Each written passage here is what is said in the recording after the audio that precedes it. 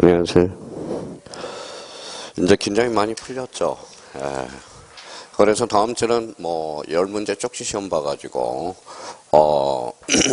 제가 최선을 다해가지고요 한 1등 하나 하고 다섯 문제 맞으면 상품권을 하나 드리겠습니다. 자, 출석률을 많이 높이기 위해서요.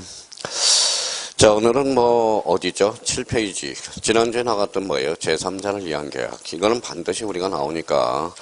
자, 제3자를 위한 계약 형광펜 쳐놓고요. 그러면 제3자를 위한 계약은 뭐예요? 제일 먼저 그 여백에다 요렇게 이제 조건 반사로 나올 수 있도록 해놔야 돼요. 여기 봐봐요. 요거 읽어봐요. 여기 뭐예요? 낙수. 항상 요렇게 낙수 요렇게 잡아놔야 돼요. 자, 조문을 읽을 때 요가 뭐예요? 요약자, 낙약자, 수익자 이렇게 되죠. 그러면 여기 이제 요약자와 낙약자가 뭐예요? 여기에다 이제 써요. 보급대, 그 다음에 여기 보급대 이렇게 이제 잡아놔야 됩니다. 자, 보가 뭐예요? 보상관계, 거부관계, 대가관계. 자, 제일 이제 제3자를 위한 계약에서 문제가 생각이 나는 게 뭐예요? 요거예요. 요약자와 낙약자가 요게 당사자가 된다는 걸 기억해 두시고, 그러니까 자기가 이제 요 틀을 잡아놔야 돼요. 다음 주에 이제 문제를 풀게 해서 요 낙수 요렇게 해서 요 낙수, 또 하나는 뭐예요? 요렇게 시계 방향으로 돌아갑니다. 요 낙수, 또 하나는 뭐예요? 보급대. 요렇게 이제 자기가 잡을 때, 자, 케이스는 문제가 나올 때 이 뭐부터 잡아야 돼요?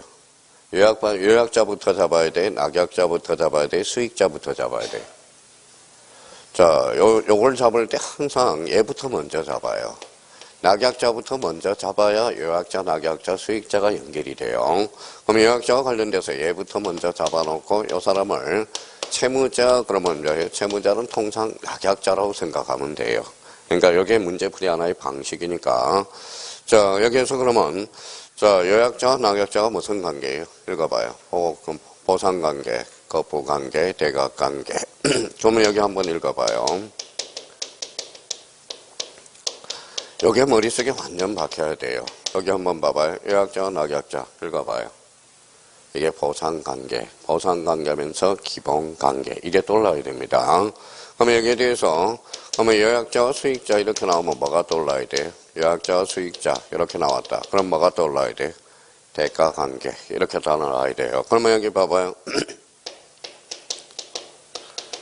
자, 거품관계가 나왔다. 뭘 생각해야 돼요?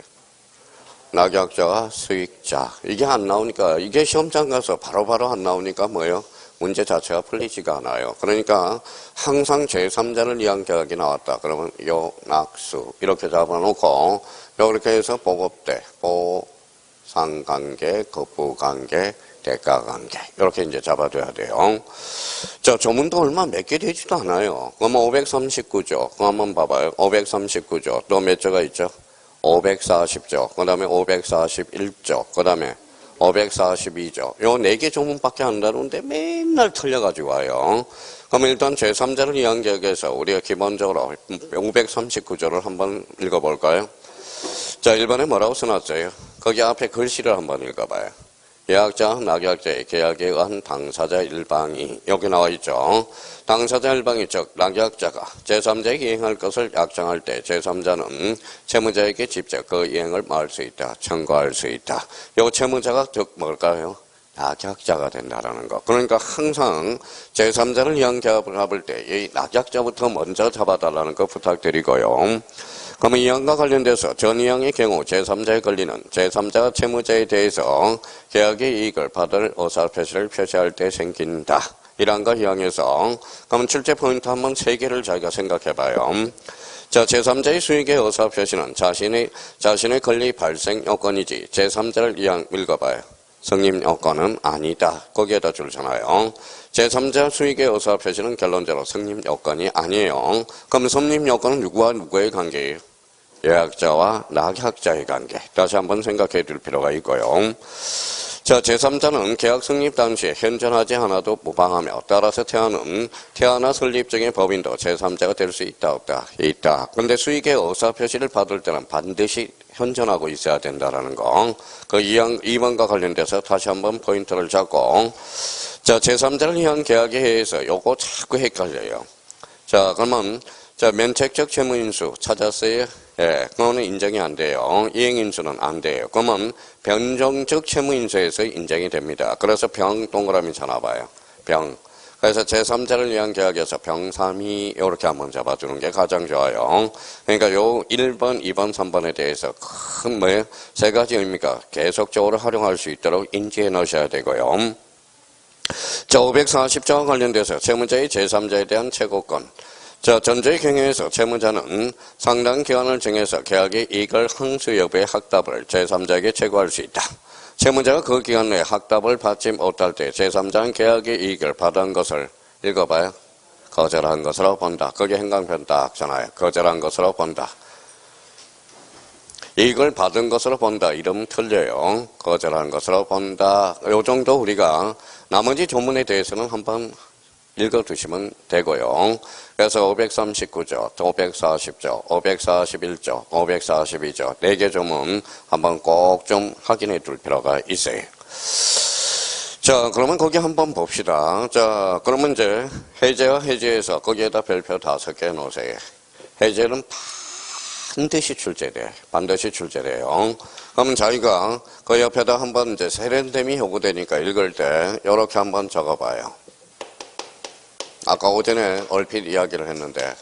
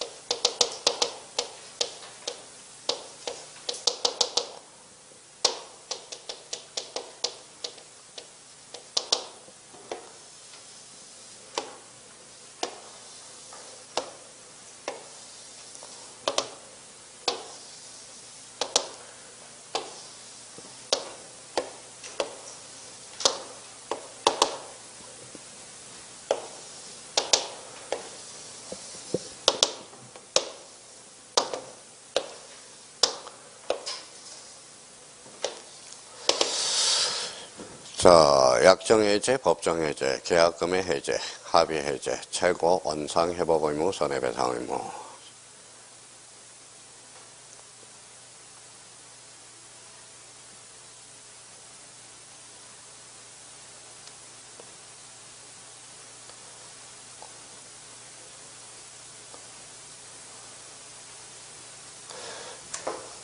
자, 적어봤어요? 최고, 원상회복 의무, 손해배상 의무. 약정해제, 법정해제, 계약금의 해제, 그 다음에 합의해제. 이렇게 해서. 자, 그러면 자기가 한번 생각해봐요. 최고, 원상회복 의무, 손해배상 의무. 자신있게 XO, XO 돼요? 이게 안 되니까 지금 헷갈리고 있습니다. 자, 그러면 이제 한번 봅시다. 뭐밖에 안 들려요? 어제 월요일날 뭐 했죠? 공법을 했죠. 공법은 뭐밖에 안 들려요? 국토교통장관, 시도지사. 화요일날은 뭐예요? 민법이죠. 민법이야 뭐 요즘. 자, 그럼 수요일날 뭐 했어요? 세법. 그러니까 세밖에 안 들려요. 세. 취득세, 양도세, 이런 세밖에 안 들려요. 자, 근데 이제 지정은 그나마 좀 쉬운데 등기법 같은 거 보면 뭐예요? 등기밖에 안 들려요. 여기 오면 뭐밖에 안 들려요? 해제. 그러니까 해제라도 다 봐봐요. 자, 자기가 풀 때 여기 한번 읽어봐요. 뭐라고 써놨죠? 약정 해제. 여기가 뭐예요? 법정 해제. 여기는 뭐예요? 계약금의 해제. 여기는 뭐예요? 합의 해제. 같아요, 달라요? 다 달라요. 자, 그러면 약정 해제가 뭐라고 그랬어요? 앞에. 자기가 그러면 약정 해제가 뭐냐? 그러면 여기에 물음표를 붙이면 뭐예요? 여기에다 써요. 조그맣게.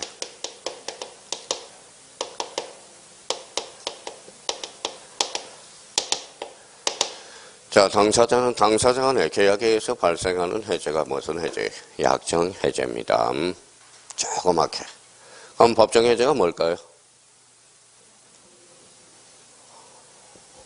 법률 규정 걸어도 좋은데 이렇게 적어놔요.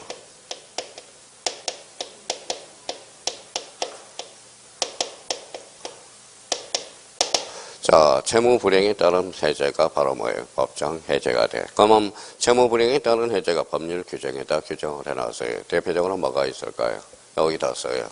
우리 민법상은 요 칸에다 써요. 이행지체와 뭐예요? 이행불능이 있어.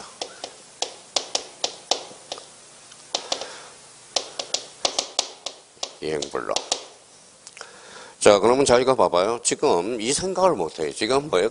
하나하나 이제 보면, 자, 민법 시간에 이제 본 수업에 들어가면 자기가 이걸 읽어내야 돼요. 봐봐요. 무슨 지체 읽어봐요. 이행지체. 그러면 이행지체, 그러면 요게 생각이 나야 돼요. 법정해제. 법정해제란 채무불이행에 따른 해제. 이게 생각이 안 난다는 거예요. 결론적으로. 자, 계약금 해제는 뭘까요? 요거는, 계약금의 해제는. 이게 이제 계약금의 해제에 따라서 요거는 요 앞에다 써요. 바로 뭐예요? 해약금을 이야기하는 거죠. 그래서 이거는 자 해제 전이냐, 자 착수 전이냐, 착수 후냐를 꼭 나눠봐야 돼요. 착수 전, 착수 후 거죠. 자 우리 착수는 착수를 뭘로 보고 있죠? 중도금으로 보고 있다라는 거야. 그러면 계약금 해제에 대해서 그러면 해제하려면 뭘 해야 돼? 착수 전에 해줘야 되는 거야. 착수. 그러면 기준은 뭘까요? 중도금으로 보고 있다는 거야. 그러면 언제 때 착수냐? 그러면 중도금을 기준으로 한다는 거 기억해 두시고. 그러면 이거 한번 읽어볼래? 이거는 계약이야. 써요. 이거는 합의해제는 계약이야. 계약. 그래서 이렇게 이제 저희가 이제 다 준비가 됐네요. 준비가 됐어요. 자, 그런데 이게 되게 걸려. 최고해야 되는지, 원상회복 의무가 발생하는지, 손해배상 의무가 발생하는지, 요게 헷갈리기 시작합니다. 자, 그러면 이제 당사자의 계약, 약정해제, 뭐 최고 필요 있어 없어요? 최고가 필요 없어요. 좋아요. 원상회복 의무는 있어요. 손해배상은 없어요. 그렇죠? 손해배상, 약정해제는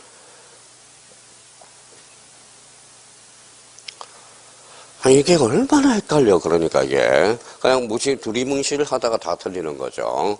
이행지체는 최고 필요해요? 안 필요해요? 필요해요. 요거는 불필요합니다. 그렇죠? 요거는 법정해제는 원상회복 의무와 손해배상 의무가 발생한다라는 거. 요거 한번 잡고 들어가야 되고. 자, 그러면 또 계약금 해제는 어때요? 착수 전에 할 수 있죠. 그러면 최고할 필요 있어 없어? 없어. 손해배상 원상회복 의무도 없고 손해배상 의무도 없다라는 거예요. 왜? 착수 전이기 때문에. 착수 전이기 때문에 요 의미를 우리가 잡아둘 필요가 있어요. 자, 그러면 요거는 그러면 결론적으로 우리 한번 봅시다. 자, 합의 해제는 어때요? 합의 해제는 계약이라고 그랬죠. 해제는 단독행위죠. 해제는 단독행위. 여기다 써놔요. 요거는 쭉 써놔도 돼요.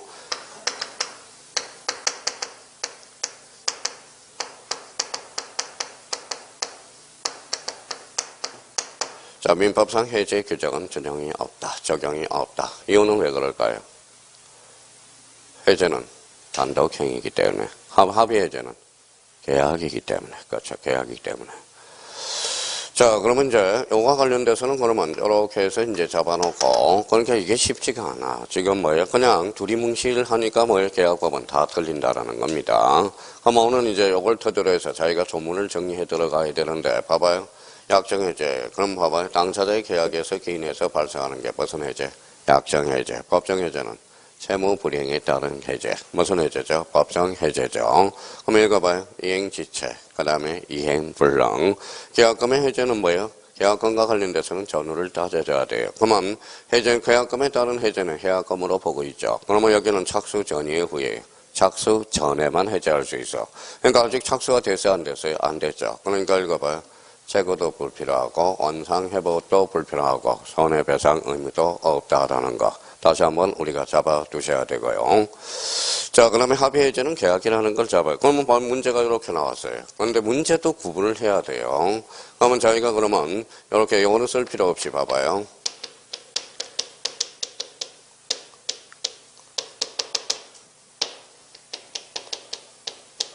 자, 팁을 하나 준다면 봐봐요. 계약금 해제. 그러면 어떤 걸 물어본 겁니까? 예, 해제를 물어본 거야. 해제. 합의 해제는 뭘 물어본 거죠? 이걸 물어본 겁니다. 계약을 물어본 거예요. 그러면 합의 해제와 해제의 공통점은 뭘까요? 계약이 아니죠. 이거는 단독행위. 이거는 계약이죠. 공통점은 해제는 소급표. 그러면 둘 다 소급표가 발생한다는 걸 기억해 두셔야 됩니다. 그러니까 요 의미를 우리가 잡아두고요. 자, 그 다음에 또 하나 이제, 그러면 여기에서 이제 차이점을 그 밑에다, 맨 밑에다 한번 써봐요. 7페이지. 자, 자신있게 자기가 쓸 수 있는지 한번 봅시다.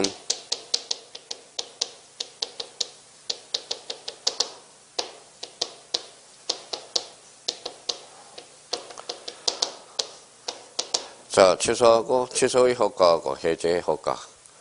자, 그것만 봐봐요. 취소하고 해제, 공통점.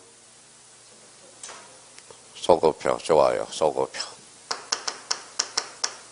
둘 다 소급표. 그렇죠, 소급표. 자, 대표적인 차이는 뭘까요? 요거는 법정 해제밖에, 법정 취소 사유밖에 없어요. 법정 취소 사유, 그러면 뭐가 있어요? 제착, 사강. 자, 그러면 해제는 뭐예요? 또 이거는 약정돼 있고 뭐가 있죠? 약정돼 있고 법정 해제도 있다라는 거야. 약정, 법정 해제. 자, 그럼 아까 약정 해제가 뭐라고 그랬어요? 또 약정 해제가 뭐라고 그랬어요? 당사자의 계약에 기인한 해제. 그럼 법정 해제는 뭐라고 그랬어요? 채무 불이행에 따른 해제. 그러면 두 가지가 있어요. 채무 이행 지체와 이행 불능. 자, 그러면 이제 범위와 관련돼서 여기에 범위 한번 적어봐요. 범위. 반환 범위와 관련돼서 범위. 이건 범위. 자, 범위, 반환 범위는 어떻게 될까요? 어느 선악 구분이 되죠. 선의, 악이죠. 자, 선의는 뭘까요? 또 다 까먹었다. 현전 이익. 악의는 이선. 그렇죠. 이선. 이자, 이익, 손해. 다배상. 그럼 여기에 대해서 제한 능력자의 특칙이 있죠. 제한 능력자의 특칙. 제한 능력자의 특징은 선악 불문하고 무슨 이익이죠? 안전 이익이네요. 근데 요거하고 반환 범위가 완전히 달라요. 요거는 어떨까요?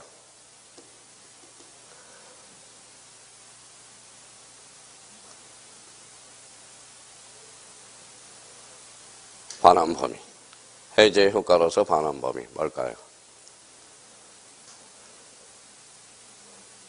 봐봐요. 묵직하게 알죠. 자, 그럼 써요.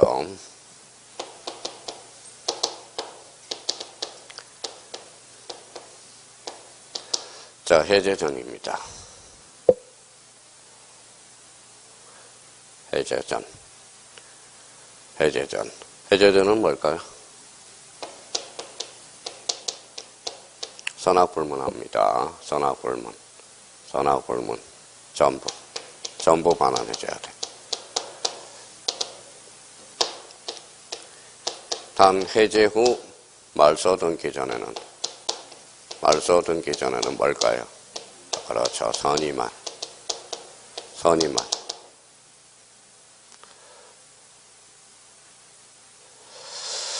자, 그러면 결론적으로 해제 전, 우리가 이제 반환 범위와 관련돼서는 그냥 선이든 악이든 뭐예요? 전부라고 우리가 생각하면 돼요. 전부. 봐봐요. 여기는 반환 범위가 달라지죠. 읽어봐요. 선의는 현전이익, 악의는 이선. 단 제한 능력자의 선의는 무슨 이익? 현전이익. 자, 해제전에는 자, 선이든 악이든 불문하고 뭐예요? 전부. 요거 조심해야 돼. 선악불문입니다. 그러니까 이게 얼마나 헷갈려요. 꼼꼼하게. 그냥 우리가 많이 들어봐서 안다고 생각하거든. 이 취소하고 해제는 많이 안다고 생각하는데 아는 게 몇 개 없어요. 따지고 보면.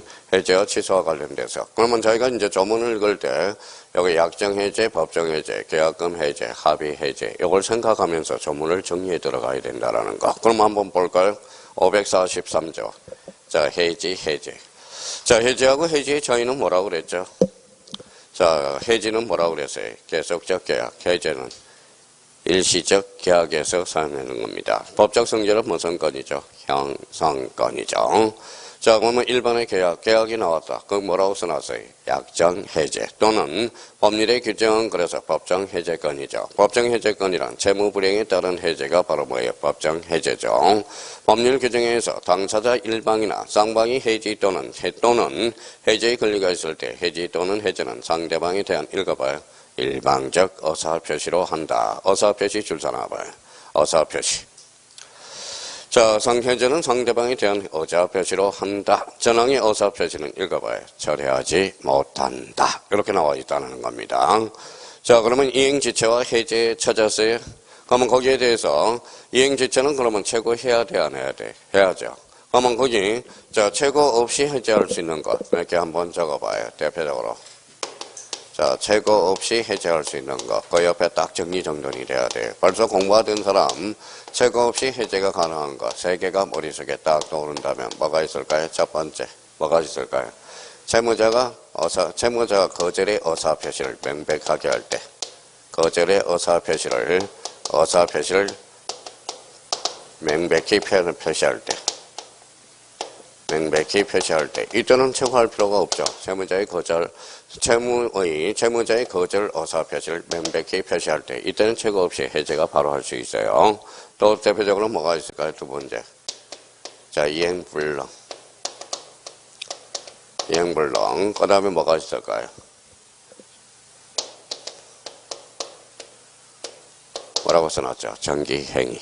그러니까 요 다음 파트 읽을 때 자기가 체고 없이 해제할 수 있는 것들, 그래서 요 3가지를 뭐다 반드시 확인해 놔야 돼. 그러니까 요 다음번에 조문을 읽을 때는 요걸 체고하느냐 안 하느냐 그걸 따져줄 필요가 있어요.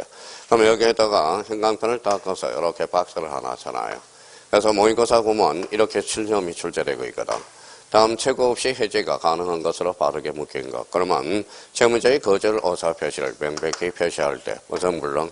이행불능. 그 다음에 정기행위. 요 3개는 반드시 기본 틀을 잡아놓고 가야 돼요.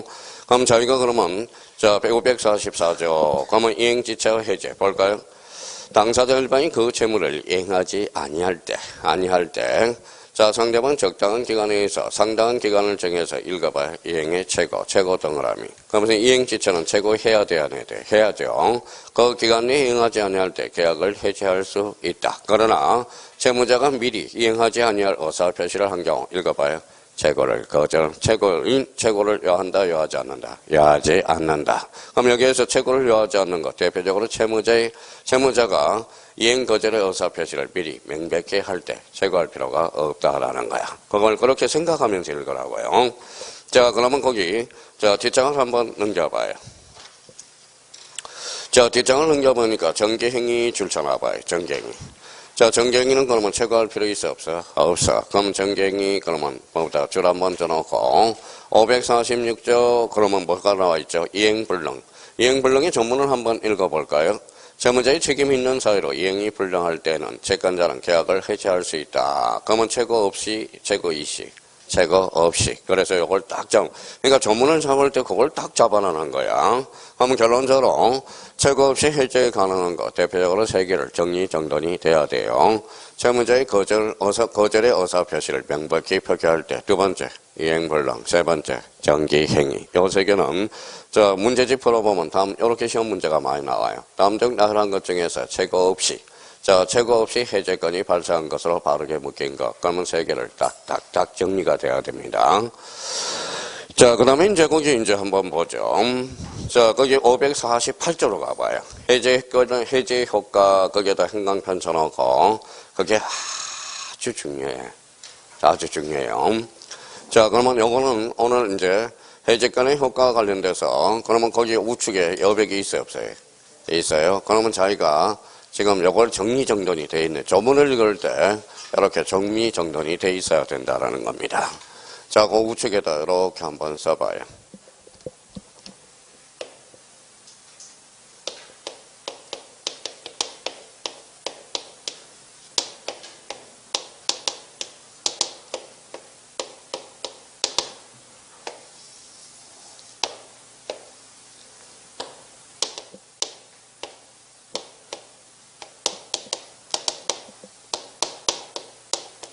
자, 이렇게 해서 크게 써놔요.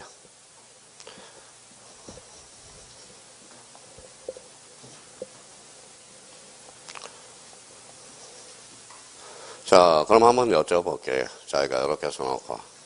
자, 똑같은 운인지 한번 봅시다. 자, 107, 108, 109, 110조. 자, 그 다음에 해제권의 효과, 공통점은?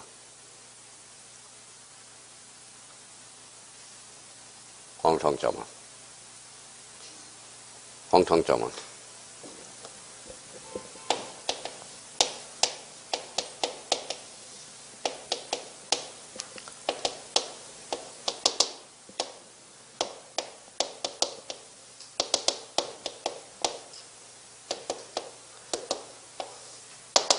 뭐라고 써놨죠? 제3자의 범위. 제3자의 범위. 제3자의 범위. 이게 중요해요. 자, 그러면 해제권은 무슨 효가 있다고 그랬어요? 소급효가 있죠. 소급효가 있다라는 것은 제3자를 어디까지 보호해 줄 건가? 그러면 여기는 뭐예요? 여기는 뭐였어요? 선이만. 그렇죠? 선이죠. 여기는 뭘까요? 선악불문입니다.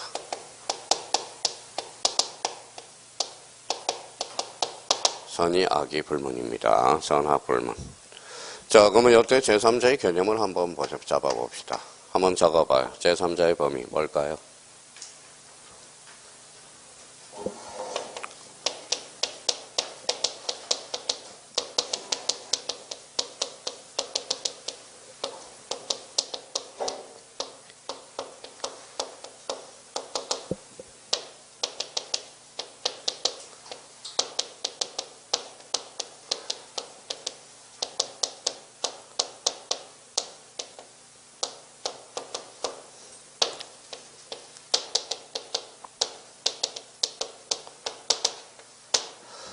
자, 이때 107, 108, 109, 110조 제3자의 범위, 즉 선의의 제3자의 범위는 당사자 포괄승계인 이해자로서 새로운 법률 관계를 형성한 자. 이렇게 해서. 근데 이게 뭐가 어려워요? 그러면 봐봐요. 간단하게 이야기하면 당사자 빠져요, 안 빠져요? 빠져. 포괄승계인. 빠져요. 빠지면서 읽어봐요. 새로운 법률 관계를 형성한 자. 자, 그러면 요거는 요때 제3자는 뭘까요? 왜요? 여기도 마찬가지.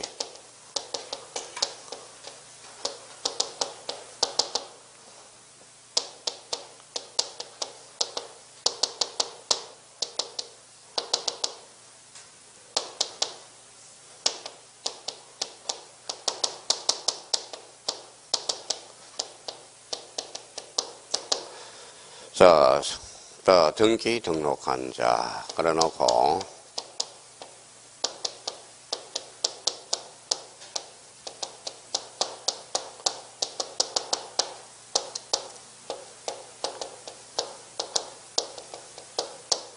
가진 자. 물건자 또는 물건 유사의 지위를 가진 자. 자, 물건 또는 물건 유사의 지위를 가진 자.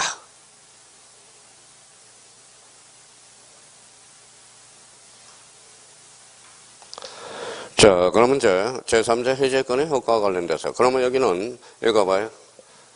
선의악이 불문이야. 근데 단 써요. 단. 자, 이것도 구분을 해야 돼. 아까처럼 이 두 개를 구분해 놓으라고. 자, 다시 구분해 놓습니다. 해제 전이 후예요. 해제 전후. 전은 해제 전은 선의악이 불문. 선악 불문입니다. 자, 해제 전. 그러면 해제 후 말소 등기 전에는 누구만? 선의자만 보호돼. 선의자만 보호됩니다. 선의. 자, 그러면 자기가 이게 자꾸 우리가 속썩인 애들이, 요게 얘네들이에요. 그러니까 오늘 요걸 확실히 요거 하나라도 오늘 제대로 알고 가면 대성공입니다. 면이 출제되니까. 다시 요거 한번 숙지해 놓고 가자고요.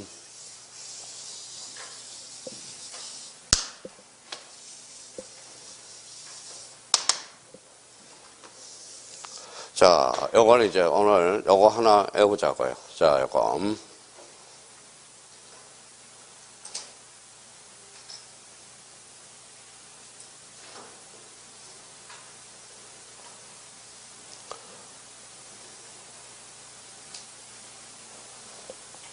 자, 설사는 미리 한번 숙제해봐요. 아무리 졸리더라도 한번 요거는 외우고 가야 돼요, 오늘. 지금 우리 107조, 108조, 109조, 110조, 그 다음에 해제권의 효과와 관련돼서 제3자의 범위. 올해는 그러면 어느 게 나올 것 같아요? 한번 찍어봐요. 자, 그러면 제가 하도 답변을 안 하니까 번호를 붙여보죠.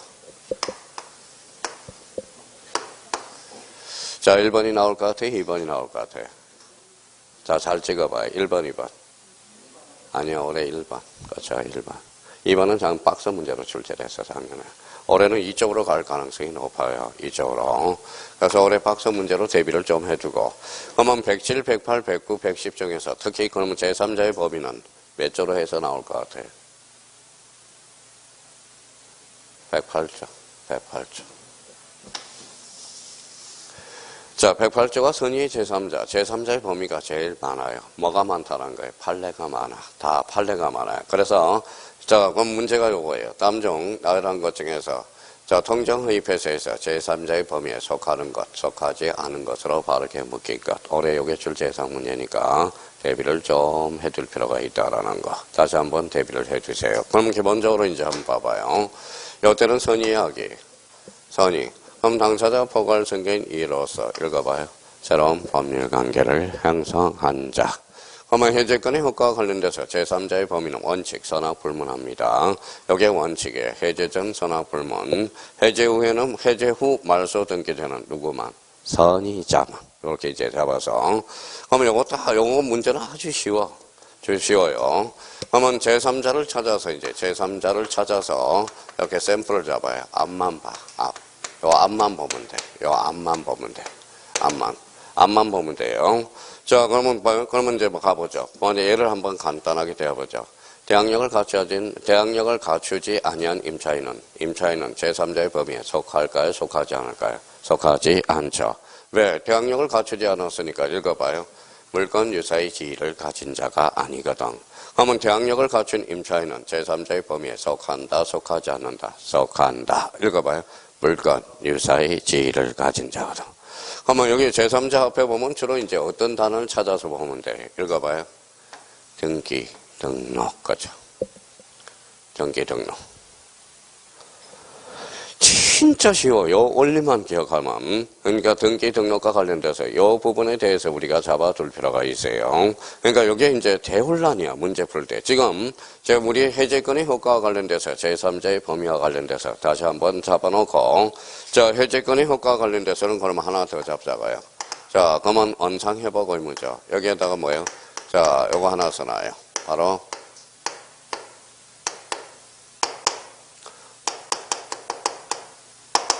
무슨적 효과설? 물건적 효과설. 해제권의 효과와 관련돼서 물건적 효과설을 취하고 있어요. 그러면 채권인가 무효모 물건이 즉시 복귀해. 그러면 뭐예요? 결론적으로 써요. 자, 몇 조죠? 187조. 단 처분하려면 뭐하라? 등기하라. 이런 논리가 하나 성립됩니다. 그래서 특히 이제 548조와 관련돼서 해제권의 효과. 요거 다시 한번 잡아둬서 그러면 548조 조문 한번 읽고 가자고요. 자, 해제 효과, 즉 언상회복 의무. 당사자 일방이 계약을 해제할 때 각 당사자는 상대방에 대해서 언상회복 의무가 있다. 언상회복 의무. 자, 예약의 hen전이나 거기 읽어봐요. 예약의 hen전이나 뭐라고 써놨죠? 선악불문. 조심해야 돼요. 선악불문입니다. 그러나 제3자의 권리를 해하지 못한다. 그 앞에 제가 또 달아놨죠. 읽어봐요. 등기나 인도 등으로 완전한 권리를 취득한 제3자라는 겁니다. 자, 전항의 경우에 반환할 금전할 금전에는 받은 다음 날이 받은 날이에요. 받은 날. 거기 행강변 쳐놓고요. 자, 이자를 가해야 된다. 이자를 가해야 된다. 이때 이자는 뭘까요? 법정이자일까요? 법정이자일까요? 지연이자일까요? 법정이자입니다. 그렇죠? 자, 부당이득 반환, 손해배상 X. 이렇게 이제 나가네요. 자, 그러면 저희가 출제 포인트로 해서 한 두 가지 근본 상당히 잡아놔야 돼요. 당사자 일방이 목적물을 이용한 경우 그 사용에 대한 이익은 부당이득으로 반환해야 되며 그 사용을 인한 감각비 상각은 언상회복으로 반환할 성질의 것이 아니다. 나와 있고요. 계약의 해지로부터 보호되는 제3자. 그러면 계약의 목적을 감면 채권자. 찾았어요. 감면 채권자. 그러면 계약 해제로 소멸되는 채권을 압류. 채권 동그라미. 뭘 압류했죠? 채권을 압류했죠. 계약의 목적물을 압류한 자고 목적물은 즉 부동산이라는 겁니다. 부동산을 감류한 자고 채권을 압류한 자고는 다르다는 거야. 그럼 여기 봐봐요. 그러면 부동산을 압류한 자는 봐봐요. 부동산을 압류한 자는 결론적으로 읽어봐요. 등기된 자를 압류했다는 거잖아. 그렇죠? 그럼 채권은 그러면 채권은 등기 등록돼야 안 되죠. 그때는 제3자의 범위에 속하지 않는다라는 거야. 그러니까 계약의 목적물 이게 이제 정확하게 잡아야 돼요. 계약의 목적물로 가압류한 채권자 당연히 들어가겠죠. 근데 거기 앞에 봐봐요. 그 다음에 계약의 해지를 소멸되는 채권을 압류한 자는 이건 아니라는 거야. 자, 그러면 계약 해지는 언상회복 등기가 격려되기 전에 전 동그라미 해제 사실을 모르고 권리를 취득한 제3자. 아까 요거 뭐예요? A적으로 여기 봐봐요. 읽어봐요. 해제 후 읽어봐요. 말소 등기 전은 누구만? 선의자만. 이게 자꾸 이해가 안 돼, 나중에. 그러니까 해제 전에서는 읽어봐요. 해제 전은 읽어봐요. 선악 불문이야. 해제 후 말소 등기 전에는 뭐다? 선의자만. 이게 이제 제3자의 범위와 관련돼서 요걸 딱 정리정돈을 해 두셔야 돼요. 이 부분이 가장 또 어려워하고요. 그러니까 요 부분에 대해서는 당연히 나온다고 생각해 줘야 돼요. 자, 549조와 관련돼서는 언상회복 의무와 동시행, 언자 동그라미잖아요. 자, 549조. 그러면 거기 언상회복에서 그러면 우리가 암기했던 거예요. 뭐가 생각나야 돼? 자, 그 옆에다 놨어놔요.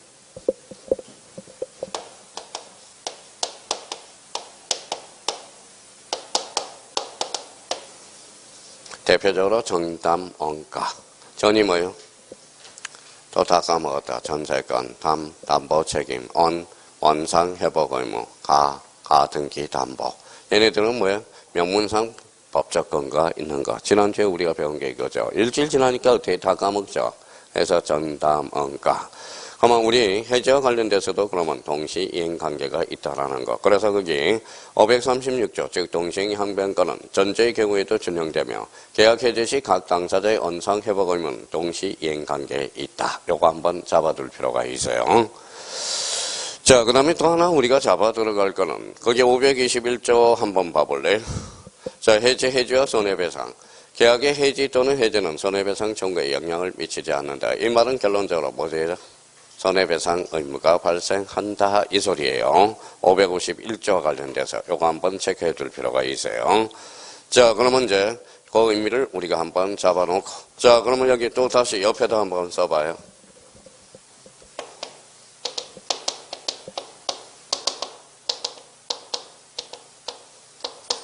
자, 취소는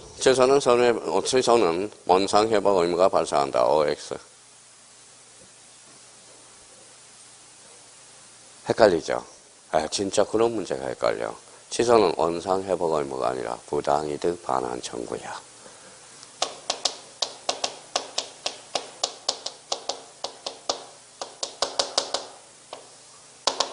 해제는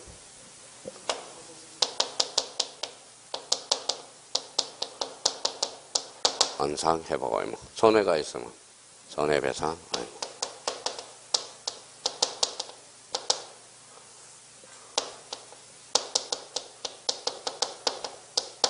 손해배상 의무가 돼. 참 이게 단순한 것 같으면서도 단순한 게 아닙니다. 그럼 다시 한번 해볼까요? 부당이득 반환 범위 아까 이야기했죠. 선의는 또 까먹었다. 현저이익 얼마 주고 까먹는지 제가 악의는 뭐예요? 이선.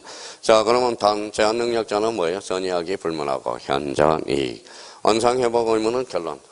선의하기 불문합니다. 그럼 선의하기. 자, 그러면 선의하기 불문하고 전부야. 원칙은 전부. 이렇게 해서. 자, 이게 그러면 봐봐요. 저희가 이런 문제가 나왔을 때 쉬운 문제인지 한번 봐봐요.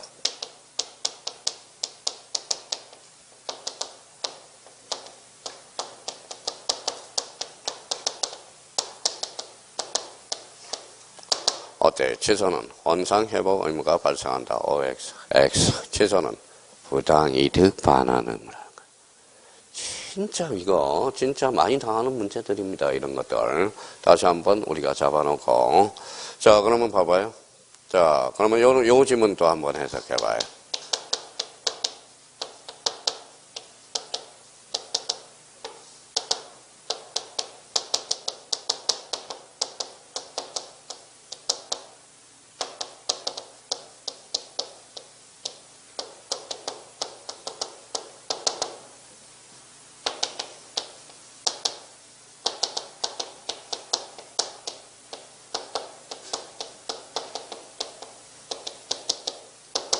어때요?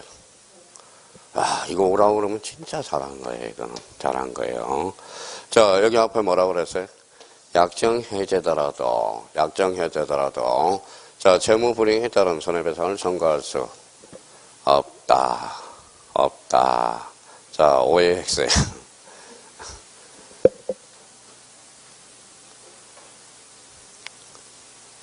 없다가 아니라 있다. 이렇게 나와야 되겠죠. X가 되겠네요. 자, 그럼 결론적으로 봐봐요. 약정해제가 뭐라고 그랬어요? 계약이죠. 계약에 따른 원인에서 약정해제가 발생하더라도 당사자가 뭐예요? 당사자가 읽어봐요. 채무불이행에 따른다면 그때 법정해제를 적용할 수 있다라는 거야. 그러니까 약정해제가 발생한다 해서 약정해제도 발생하고 법정해제가 발생하면 약정해제라도 뭐예요? 법정해제로 손해배상을 청구할 수 있다라는 거야. 진짜 이 질문 어려워요. 그러니까 결론적으로 약정해제의 발생 원인은 뭐예요? 읽어봐요. 계약에 따른 거죠. 당사자의 계약에 따른 거죠. 법정해제는 아까 채무불이행에 따른 거죠. 그럼 이거는 뭐예요? 결론적으로 법정해제. 그럼 약정해제가 발생하고 법정해제가 발생하더라도 그럼 법정해제에 따른 손해배상을 청구할 수 있다 없다? 있다. 그러면 여기에서 봐봐요. 해제는 그러면 결론적으로 읽어봐요. 해제는 읽어봐요. 손해배상 의무가 발생한다. 맞는 이야기야. 그러니까 이 지문이 쉽지 않아요. 맞는 지문이 아니라 틀린 지문이라고요. 어떻게 그러면 결론적으로 약정해제 시 채무불이행에 따른 손해배상은 청구할 수 있다 없다? 있다. 오케이. 그렇게 빠져나가야 된다는 거. 자, 그러면 요 의미들을 우리가 활용해 먹을 수 있도록 그러면 여기에서 이제 봐봐요. 자, 우리가 출제되는 걸 꼭 기억해 둬야 돼. 제3자를 위한 계약 반드시 출제돼. 그거는 단독 문제로 출제가 됩니다. 그러면 해제와 관련돼서 해제 효과와 관련돼서 반드시 우리가 잡아둬야 돼. 해제는 무조건 한 문제입니다. 한 문제라는 걸 기억해 두셔야 돼. 특히 우리가 해제와 관련돼서 제일 많이 헷갈리고 있는 게 특히 548조. 자, 아까 제3자의 범위와 관련돼서 그 부분에 대해서는 지금 문제 풀면 그걸 이해를 못한 사람이 많다라는 겁니다. 그래서 우리 해제 효과 반드시 우리가 출제된다는 걸 반드시 기억해 두셔야 된다는 거. 자, 그러면서 이제 계약법 강론과 계약법 총칙과 관련돼서는 그 정도만 우리가 잡아두시면 돼요. 자, 그러면 자, 오늘 프린트 받은 거 거기 한번 보시죠. 1페이지. 자, 그러면 이제 우리 계약법 강론만 남았어요. 계약법 강론.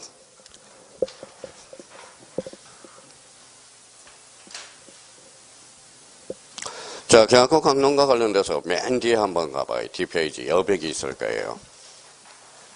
있어요? 자, 한번 봐봐요. 한번 잘 써봐요. 지금 정도는 어느 정도 됐는지. 한번 써봐요. 진짜 절실한지 안 절실한지.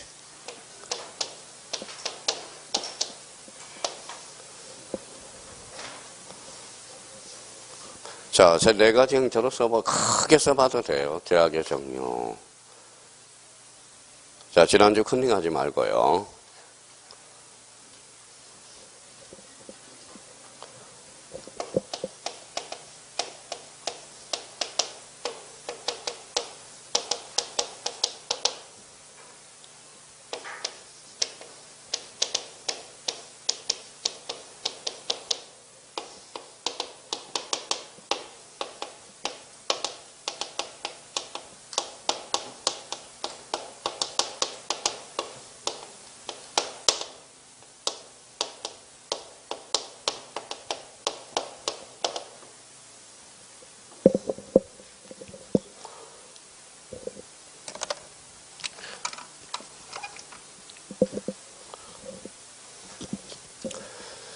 자, 미쳤어요. 이제 뭐예요?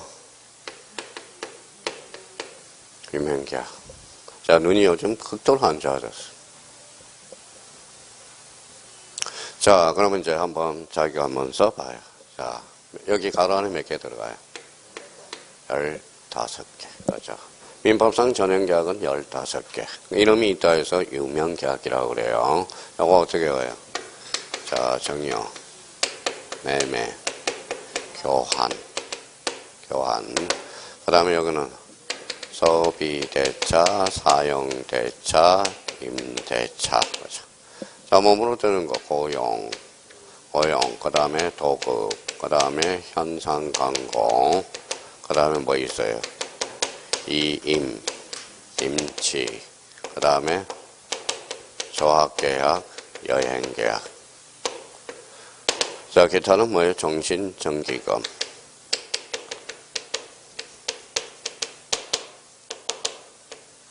하회계약, 그렇죠. 하회계약. 자, 그래도 이거는 알자고요. 계약법. 지금 계약을 배우고 있는데 계약의 종류를 모른다. 지난주에도 한 주 했으니까. 자, 그러면 계약의 종류와 관련돼서 그러면 어떻게 해오라고 그랬어요? 이거 간단하게 읽어봐요. 정매교 읽어봐요. 서사임 고도현 이임조여 여행계약입니다. 여행계약도 하나 추가되고요. 그러면 종신정기금 어떻게 오라고 그랬어요? 읽어봐요. 이렇게 이제 잡아두라고 그랬죠.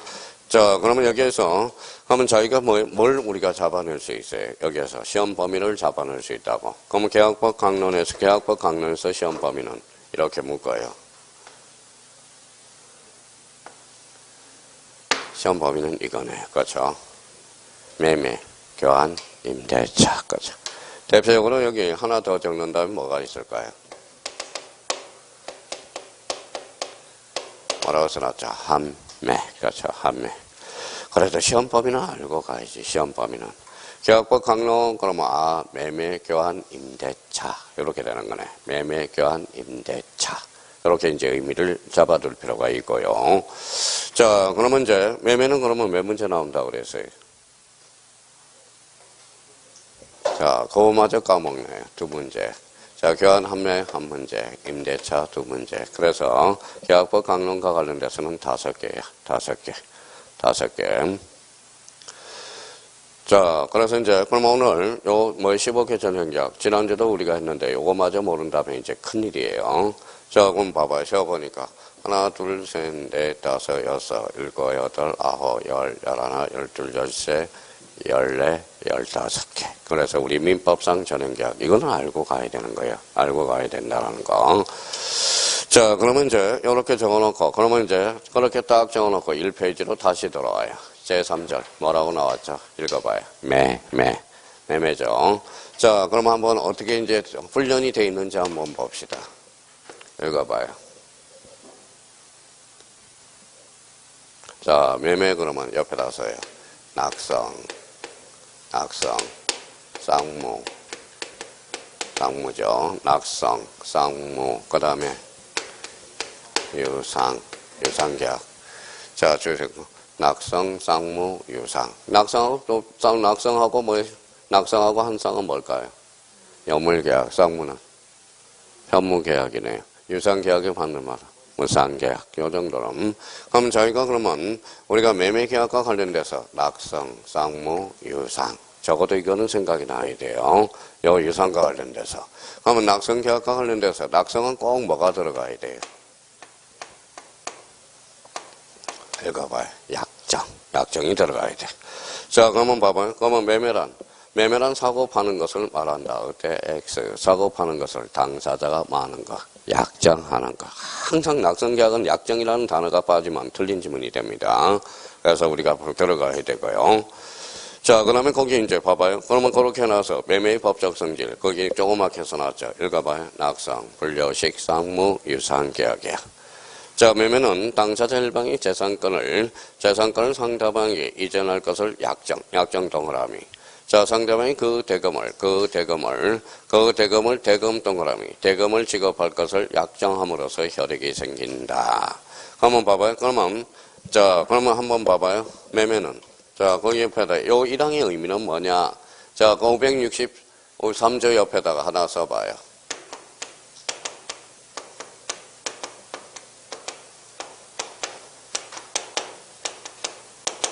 읽어봐요. 매매는 금전에 한한다. OX.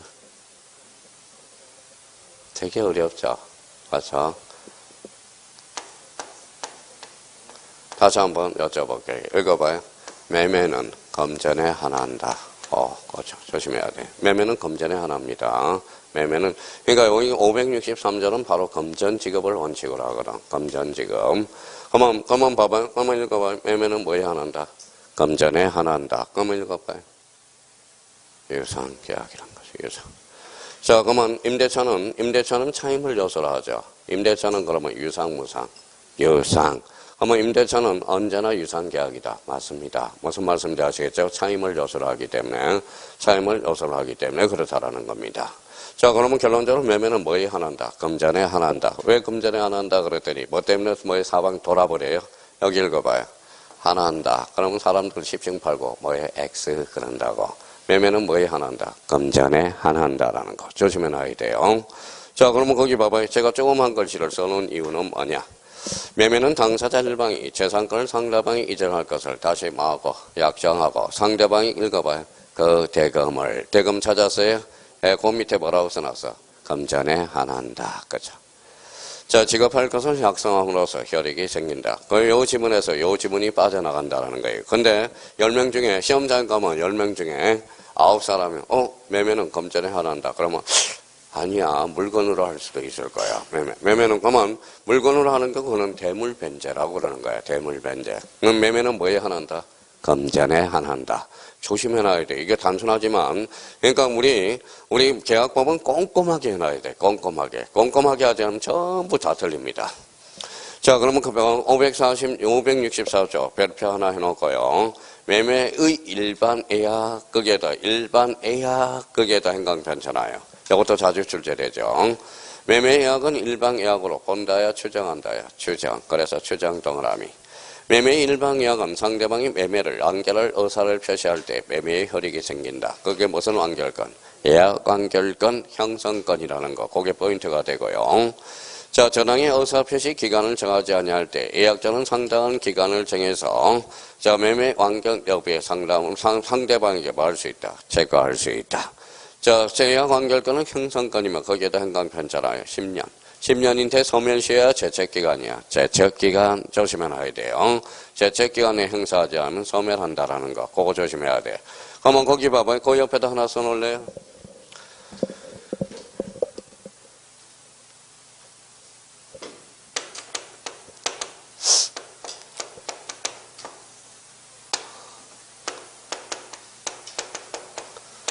자, 제책기간 소멸시효 딱 차이점.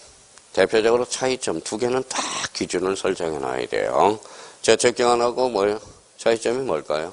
자, 질문 동안 써놓고 그러면 자기가 이렇게 시험에 나와서 너 제책기간과 소멸시효의 차이점을 아니? 그러면 뭐요?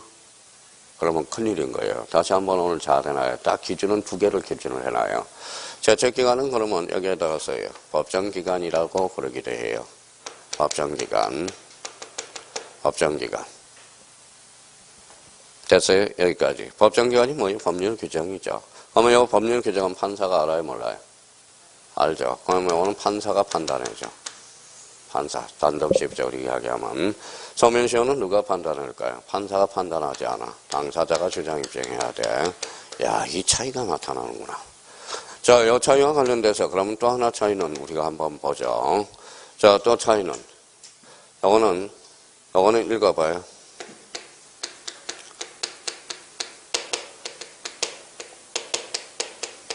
자, 정지와 중단 사유가 없어. 정지, 중단 안 돼요. 소멸시효는 정지되고, 어떤 사유가 발생되면 정지가 돼. 어떤 사유가 발생되면 중단이 발생합니다.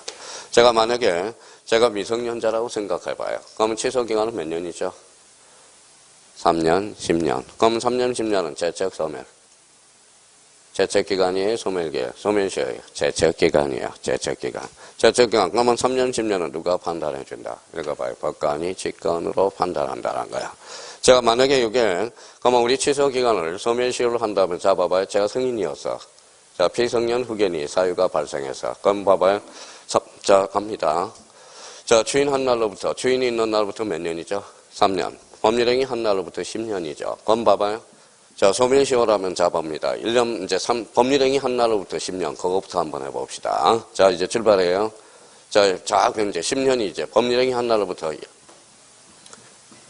1년이 지났어요. 몇 년 남았죠? 9년이 남았죠. 그러면 제가 피한정 후견인 사유가 발생해서, 그러면 중단 사유가 발생하는 거야. 다시 원위치로 가서 다시 또 기산해요. 계산해요. 제가 피성년 후견인 또 게시받아서 중단사유가 또 발생하잖아요.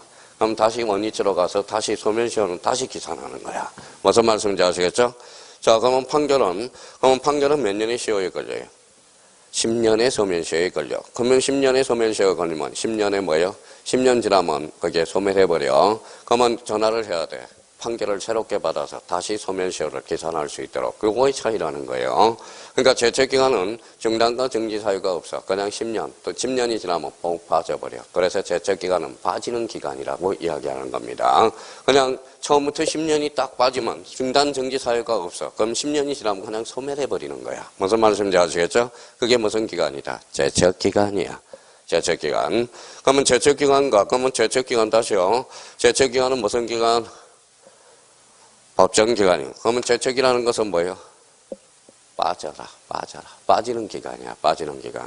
그러니까 제척기간은 중단과 정지 사유가 없어. 소멸시효는 중단과 정지 사유가 발생하면 또다시 처음부터 또다시 계산. 어떤 사유가 발생하면 소멸시효는 또다시 계산하는 거야. 계산을. 그럼 판결은 몇 년에? 10년. 그럼 10년의 시효가 그러니까 10년 지나면 또다시 판결을 받아줘야 돼. 그래야 또 뭐예요? 또 계산하는 거야. 자, 그래서 이제 그게 소멸시효와 제척기간의 차이라는 겁니다. 근데 우리 민법에서 봐봐요. 제척기간, 그게 의미고, 소멸시효 있고요. 또 하나 민법에서 특이한 게 하나가 있어요. 출소기간이 있어. 출소. 재판을 걸 수 있는 기간. 출소기간은 뭐밖에 없어?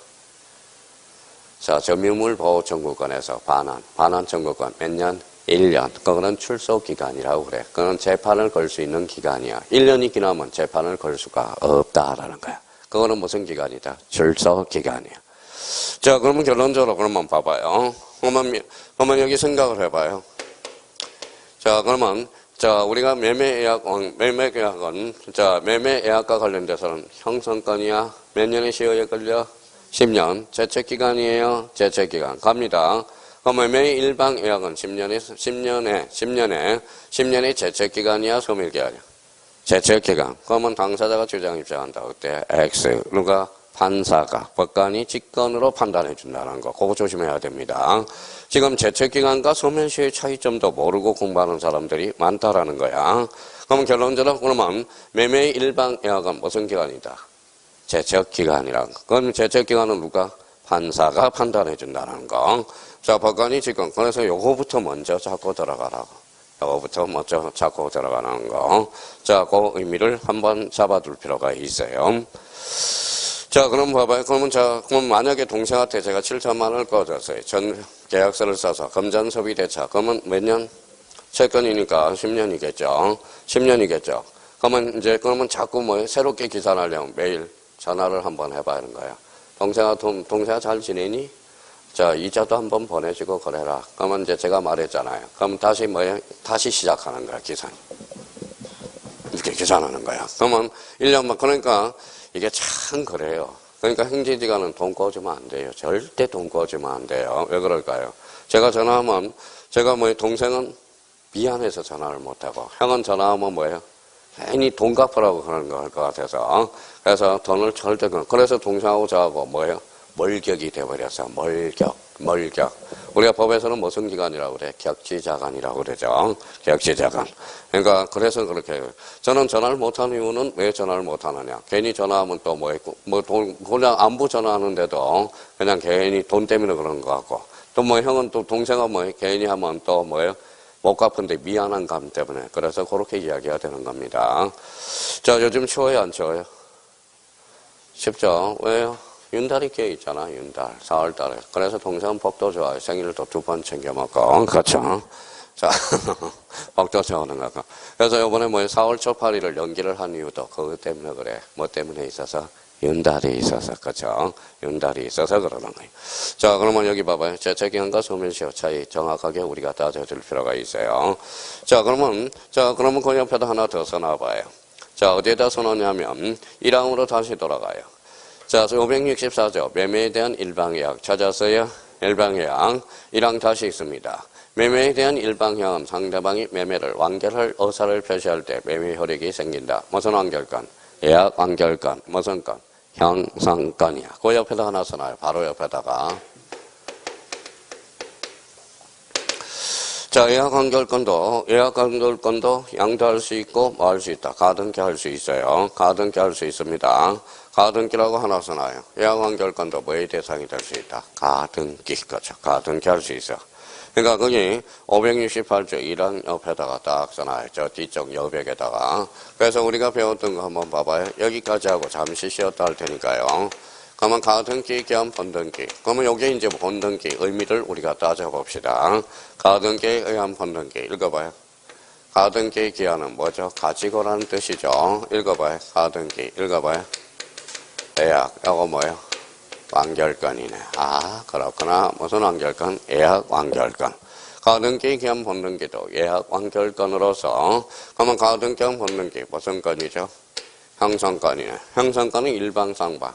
일방적 어사표시에서. 그러면 이렇게 이제 지문이 나오겠죠. 잘 들어봐요. 여기까지 잡아놓고. 그러면 가등기 기한 본등기 시에 제3자가 있을 때 제3자의 승낙서를 반드시 첨부한다. 어때? X.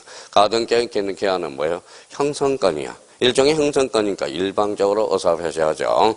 그러면 형성권은 단독행위죠. 단독행위는 뭐가 있어야 돼? 처분 능력이 있어야 돼. 그러면 봐봐요. 가등기에 기한 본등기 여러 사람이 있어. 그러면 자기 지분에 대해서는 처분 능력이 있어 없어? 그렇죠. 자기 지분에 대해서는 있죠. 그러면 전원 지분에 대해서 남의 지분은 처분 능력이 있어 없어? 없어. 그래서 우리가 자기 지분에 대해서 본등기를 실행해달라고 요구할 수 있지만 전원 지분에 대해서는 돼 안 돼? 안 돼. 그래서 여기 암기 코드 하나 과거에 하나 만들어졌죠. 자가용은 누구 거다? 내 거. 그래서 자가용. 가등기는 자기 거는 되나? 전원 지분에 대해서는 안 돼. 그럼 뭐 일종의 요거는 무슨 건이기 때문에? 형성권. 형성권이니까 단독행위죠. 단독행위라는 것은 일방적 의사표시거든. 그럼 단독행위는 처분 능력이 있어야 돼, 없어야 돼? 있어야 돼. 그럼 처분 능력이 있어야 되면 자기 지분에 대해서는 처분 능력이 있다, 없다? 있다. 남의 지분은 처분 능력이 없거든. 그러면 수인의 가등기 기한 본등기 시 1인이 자기 지분에 대해서는 돼, 안 돼? 돼. 전원 지분은 안 돼. 그래서 우리 암기코드 만들어진 거 읽어봐요. 자가용. 이걸 만들어졌죠. 그러니까 이게 다 민법의 바탕이 깔리면 이렇게 문제를 직접 연결할 수가 있다라는 거. 그 정도 한번 잡아두시고요. 자, 564조. 매매의 일방예약은 지문에 많이 등장하고 있고요. 자, 565조. 거기에다 현강편 쳐놔요. 565조가 무슨 금? 해약금. 해약금은 별표 5개. 오늘 그러면 별표 5개니까 또 별표가 많이 뜨니까 또 조는 사람이 있어서 여기는 해약금과 관련돼서는 잠시 쉬었다. 엄청 중요한 조문들이야 얘네들은. 그래서 좀 쉬었다 계속 들어가겠습니다.